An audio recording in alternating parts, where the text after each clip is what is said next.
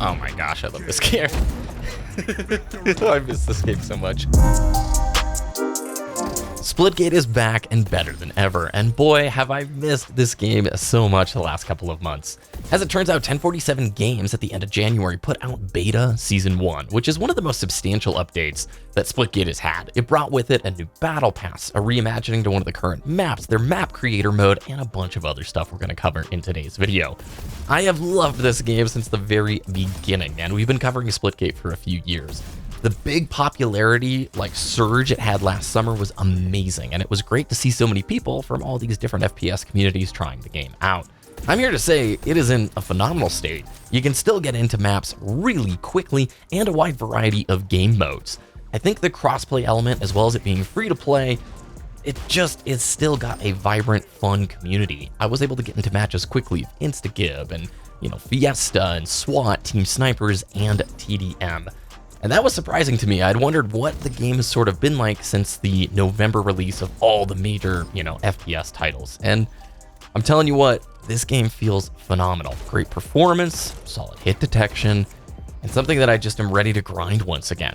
Let's talk about this new update. So Beta Season 1. The main chunkiness that it brings with it is the map creator mode. This lets players make their own custom maps on a new blank slate level called Flat Earth.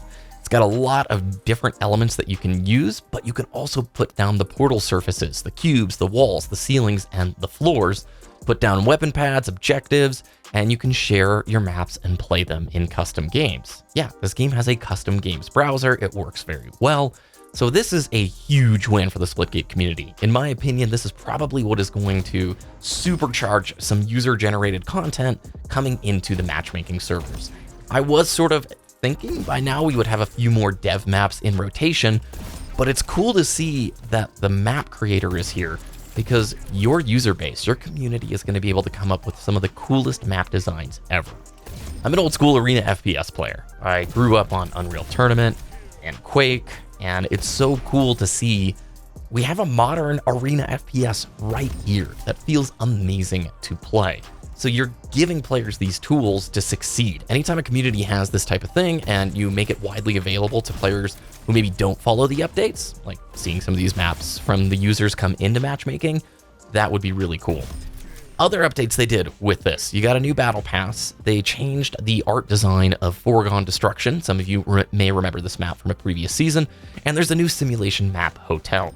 100 levels in the new battle pass. There's free tiers and premium tiers with new characters, jetpacks, skins, wraps, all that stuff, man. I kind of love that Splitgate's art direction is just crazy. At this point, it's starting to be anything and everything. I kind of like it. At first, I was like, I don't really know what art direction this thing is. Now, the fact that it's so random, that is the art direction, right? You've got a new challenge system that's a ton of fun to go through.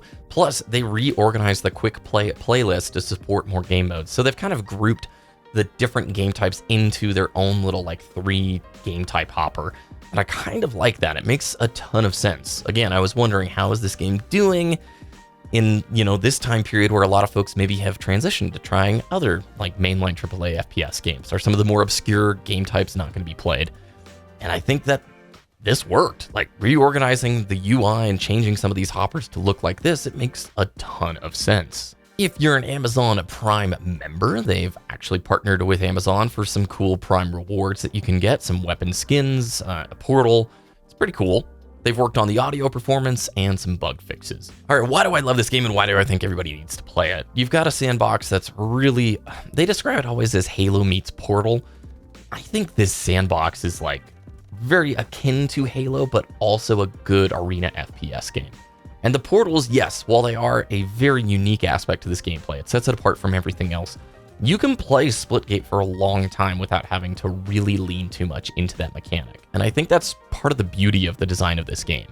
When I first started playing Splitgate, I did not recognize the immense potential that the portals had. It felt like too much to keep track of.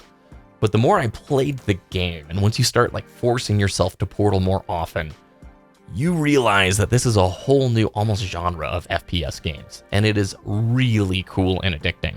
It's tough to keep up with the ultra competitive players, but for the most part, this FPS still occupies that legacy feeling. Some of you may remember the good old days where matches were just fun and people are chilling. for the most part, Splitgate feels that way to me.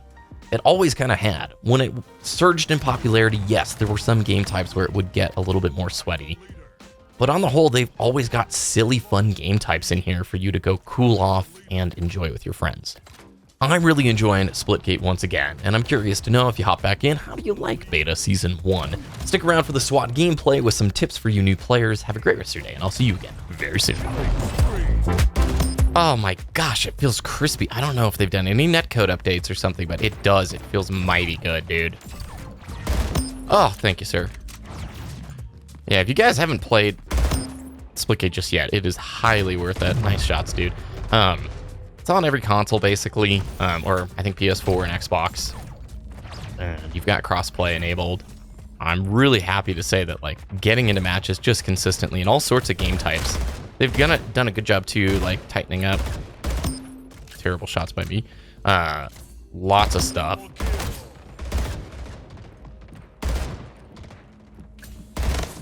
Ooh, good shooting.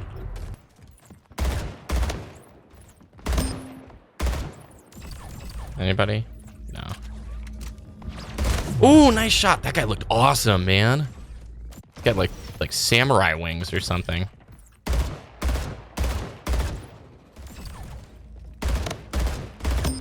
Nice.